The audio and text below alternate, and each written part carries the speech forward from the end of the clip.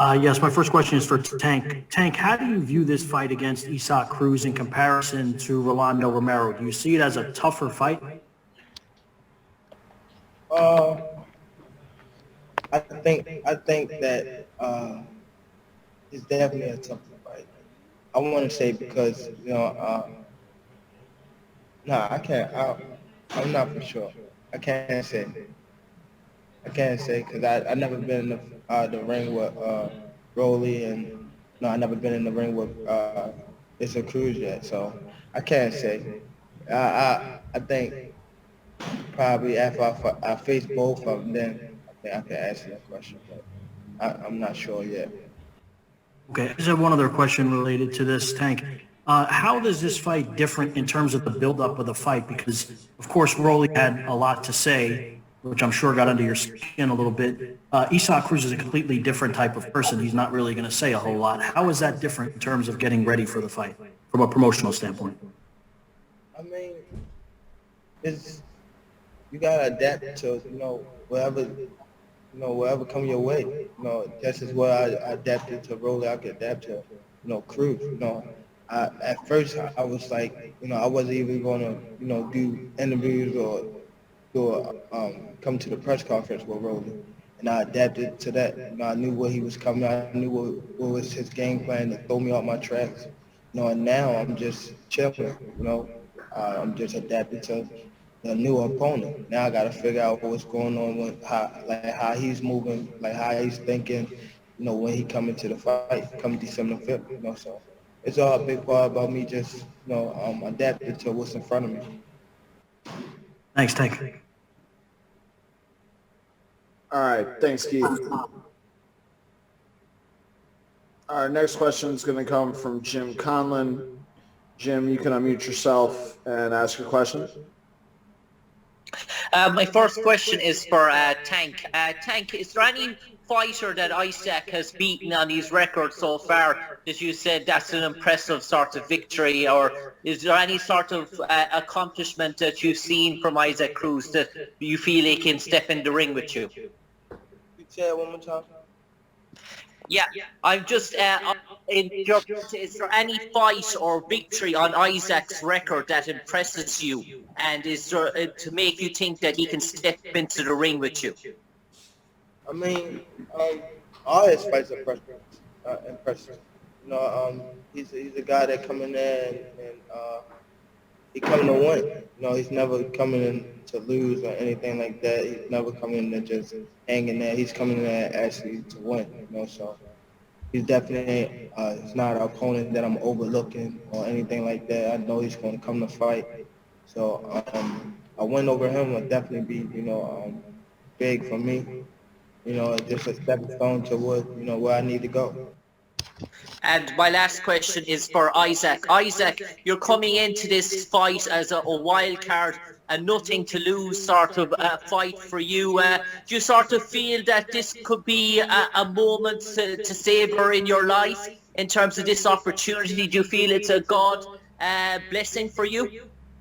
Bueno, Isaac, vos llegaste a esta pelea sin nada que perder. ¿Sentís que es como un regalo del cielo? ¿Algo como que vas a disfrutar al máximo pase lo que pase? Sí, claro, yo siempre estoy agradecido con Dios por las oportunidades que Él me pone y bueno, nosotros vamos a hacer nuestro trabajo para aprovecharlo. Of course, yeah. I'm always thankful to God for the opportunities that He provides us. And then in the end, my duty is to, give my all and work hard in order to take advantage of the opportunities that I'm presented. All right, great. Thanks, Jim. Our next question is going to come from Terrell Van. Terrell, you can unmute yourself and ask your question. How you doing, Tank? Can you hear me? Yes, I can. Just only one question. Looking at what Canelo's done, what's the highest division you can compete in? And what weight division would you like to end your career? The highest I think I could compete in is probably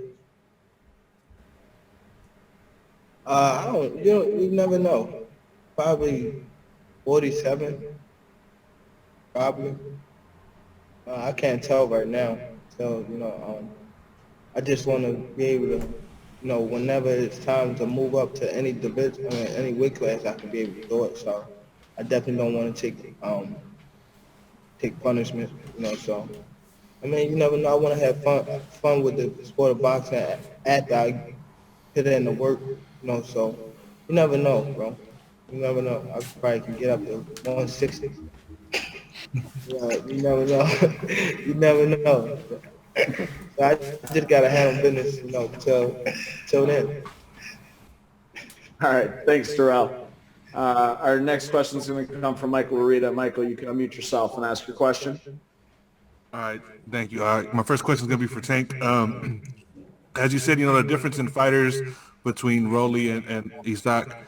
Seeing now also the last few fighters you had, they've been a little bit taller than you. Cruz is around your height. Does that make your, preparation for this fight a little different, knowing that you don't have to be, punching up maybe as much to your opponent? Yeah, he's not my height. He's shorter. No, but it make a big difference. You know, I normally, fight taller people, like you said, but it make a big difference. So I gotta adjust to, this is not the first person to show you, but it's definitely gonna be different. So I mean, I just gotta adapt to, what he coming with. Just like I said, I gotta feed off of, everything, not just, him coming that fight night.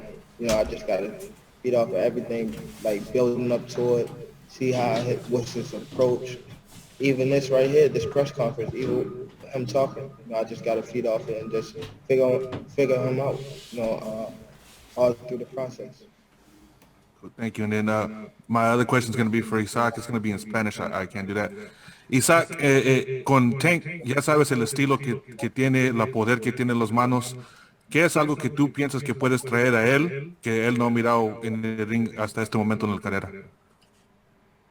Pues igual el presionar, el poder dar mi fuerza en cada golpe. The question from Michael Reda was, what do you think that you can bring to the fight against Tank that he isn't necessarily going to be expecting in the way that he hasn't faced it before? And the answer from Isaac was the fact that I can come forward and present my power. Once I show him my power, then I think the fight will take a turn. All right. Thanks very much. Our next question is going to come from Ayman Khan with Boxing Social. Ayman, you can unmute yourself and ask your question. Thank you. Pleasure to meet you guys. This question, first of all, is for Gervonta Davis, or maybe Leonard, you could probably answer this better. Eddie Hearn a few weeks back mentioned to me that he was looking for Devin Haney's name into the mix for this fight. Can you confirm if a concrete offer was ever made? And fuck Eddie Hearn. We fuck Eddie Hearn. We're here to talk about Isaac Cruz. We got a big pay-per-view fight on December the 5th. No problem at all. The next question is for Isaac Cruz then. Isaac, a lot of people are tipping Gervonta Davis for that superstar marquee trajectory. Isaac, do you believe Gervonta Davis is on that path? Bueno, Isaac, hay gente que cree que, mucha gente que cree que Gervonta está destinado a ser una superestrella en el boxeo. ¿Vos opinás lo mismo? Pues él lo va a demostrar conforme vaya pasando el tiempo también. Pero para vos, ¿él está ascendiente o qué? Pues para mí es un oponente más, para mí no significa algo imposible para poder destronarlo. Look, in the end, it's going to be up to him to show his potential superstar stars on the ring. But to me personally, he's not an impossible mountain to climb and nothing impossible to dethrone either. All right, thanks, Ayman. Our next question is going to come from Danny Flexen with Seconds Out. Danny, you can unmute yourself and ask your question. Hey, yeah, so I've got one for each guy. So Gervonta, starting with you, if that's okay. If all goes well on Saturday in the big fight, on the fight day, what is your short-term plan for the next year? Who would you like to fight? What would you like to achieve? Just beat whoever they put in front of me. That's my job. It could be anybody. You know, that's just my job. To beat whoever they put in front of me. Can't say too much. That's it. Thank you. And question for Isaac Cruz.